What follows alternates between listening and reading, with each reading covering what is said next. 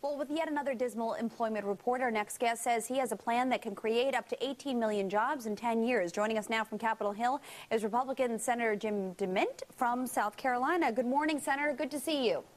Good morning, Alexis. So I love your use of the English language. You've described this fiscal stimulus package as mugging, fraud, European-style socialism. You've used a couple other ways to describe it. I'll allow you to do that on television. Why do you not like it? Well, if government spending would fix our economy, we would have the best economy in the world right now. We've spent so much money, even in the last year, that the federal government is now like a person who's having trouble making the minimum payment on his credit card. We owe so much money we can hardly make the payments on it, yet we're talking about borrowing another $1 trillion and spending it towards special interest, pork barrel type of projects. The best way to create jobs, Alexis, we've proved it many times over, from John Kennedy to Ronald Reagan.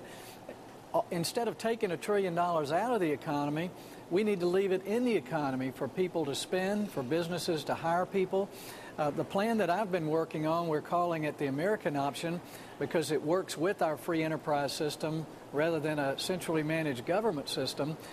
It would leave $1 trillion in the hands of people and businesses. The Heritage Foundation estimates that it would create around 18 million jobs over the next 10 years. And that's you compare that with the Obama plan, which is, they're guessing maybe 3 million, but there are really no statistics to show that it'll even create 3 million. And that would be over $400,000 per job. Alexis, this plan is just a business as usual government spending plan that's not going to create jobs. And the biggest problem is if we spend that money now, we're not going to have it to use to do the right thing later when this doesn't work. Okay, let me play devil's advocate because that's my role here, Senator. I'm looking at this list of diffusing this 2011 tax bomb.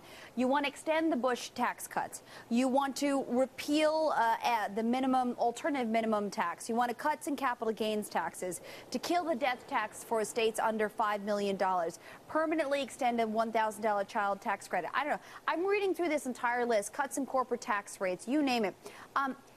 To be perfectly honest with you, it sounds like a partisan plan to help the wealthy. Is this the real plan that's going to create jobs? Because this looks like it's not talking about the people that the president got elected for. Well, Alexis, this plan keeps, most of what you read is keeping the current tax rates the same. If you remember, Bush created a 10% bracket for the lower income. That's scheduled to jump up in 2011. So is the 15% bracket, the 25% bracket. Every American is going to have an increase in their taxes in the next two years. And as well as businesses, the people that invest, the companies that hire people, the tax rates are going up. But how is that going to help the 3.6 million people who have lost their jobs? Well, the way they're going to get their jobs, Alexis, is if businesses are making a profit. The only people that can hire us are businesses, unless you're trying to grow the government and get the government to create jobs. The idea that we can give money to people who don't pay taxes and that's going to create a job market has never proved to be true, and it's not. If we leave money in the hands of people who are actually working and producing and the companies that are growing and hiring, that's the way to create more jobs and to protect the jobs that we have. But spending money on hiking trails and federal buildings and just wasting over $1 trillion is not going to give these people their jobs back. Senator, I believe you've heard about the op-ed in the New York Post this morning. It's saying SOS. I want to read to you a quick quote here and get your reaction to it. If he saddles our nation and our children with $1 trillion in debt, he will be remembered as the man who presided over the total collapse of the American economy. It says he will be remembered as this. We will, of course, be remembered as the superpower status that we were built upon, which we will no longer be. What do you think of that? Well, I'm afraid it might be accurate. I mean, we are on a precipice now financially. Our monetary system, our government is printing money like it's monopoly money. We're losing credibility around the world because countries are starting to believe we can't pay the money we already owe them.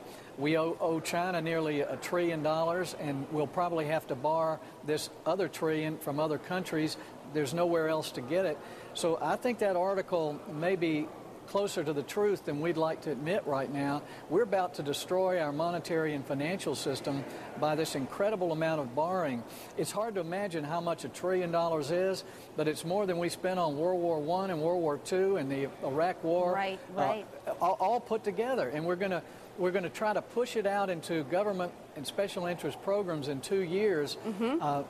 Not too many people really believe that that's going to give people their jobs back. All right, Senator Jim DeMint from South Carolina, thank you very much for being here this morning. I appreciate it. I would encourage your viewers to call their senators and tell them to stop this thing. Thank you. All right, Senator, we'll leave it there.